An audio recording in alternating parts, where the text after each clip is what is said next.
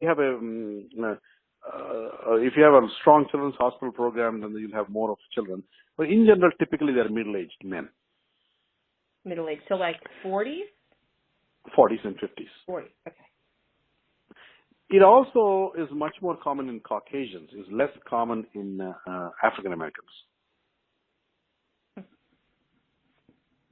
More common in Hispanic population and Caucasians. Caucasian and Hispanic are number one and number two. Okay. All right. So they're at their PCP. If there's potentially a blood test that finds sort of abnormal liver enzyme levels, and then they are referred to you. You talked about sort of like the FIB4 test.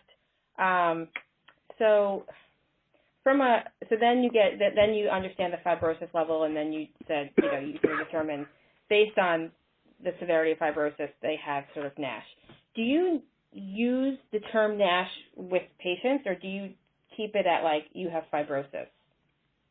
No, I don't. I have a big pictorial chart in all my rooms. They have a big, about 3 foot long big posters. So they know exactly with pictures. They know exactly what is NASH, and I have a pamphlet. I give them a pamphlet. The difference between what is fatty liver, what is NASH, or simple fatty liver, what is NASH, what are the differences, what are the biopsy findings, what are the fibrosis scores.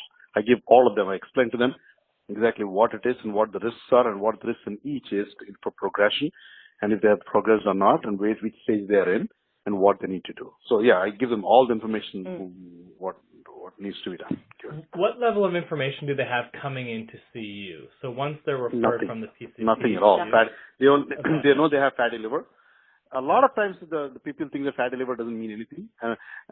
Familiarity, right? And it's so common, so people don't think it means anything. So they don't really know much.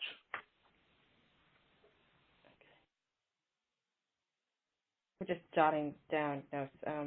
Sure. So when you say, okay, like you have NASH, can you we're very curious to know, like, what word do you use to sort of educate the patient if they know nothing, and now you have to sort of educate them in that moment.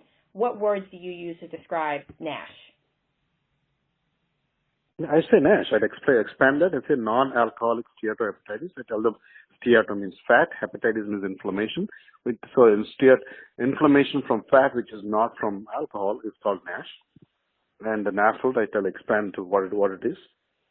And I tell them why we call it hepatitis and why. And I tell them in terms that where liver regenerates fine, but because of wherever there is inflammation and the liver cell and cell damage, and there's a healing, it heals with a scar. So over a period of time, the scar replaces the liver, and it becomes like, I give a pictorial idea of like a mesh. Fibrosis scar tissue is going like a mesh in the liver, and the liver once it starts to expand, then it can have it can cause nodularity and can cause problems. And what's the average patient's reaction upon hearing, like, the fact that they now have this another condition on top of all the other ones that you mentioned in terms of part of the metabolic syndrome? They don't. They appreciate the information because they're already here. Right? They already know that there's a problem. That is the reason they came to me as a specialist. So it's not news to them. It's not news to them. So it doesn't. There isn't this like emotional inflection point of like, oh my God, now I have another new disease. No, there is if I tell them that they have cirrhosis. You tell them they have cirrhosis. If they have cirrhosis, and then there's a lot of emotional things. Because oftentimes they say that I've never touched a drop of alcohol. Cirrhosis is a word people are afraid of. So that's when they have emotional reaction, not because of the fatty liver, because they already know they have fatty liver. They just know a lot more about what it is based on the information I'm giving now, but it's not exactly news to them. Mm-hmm. Whether they go through that emotion of finding out new thing when they're with the family doctor or not, I don't know. But when they come to me already, they are aware that there is a problem, and that's the reason they're seeking help. And do you find that there is a difference between level of education of like F1, like early stage fibrosis patients and advanced, or patients walk in knowing nothing other than like I may have fatty liver or I have a liver abnormality? No, they don't have any idea. No idea. Okay. No.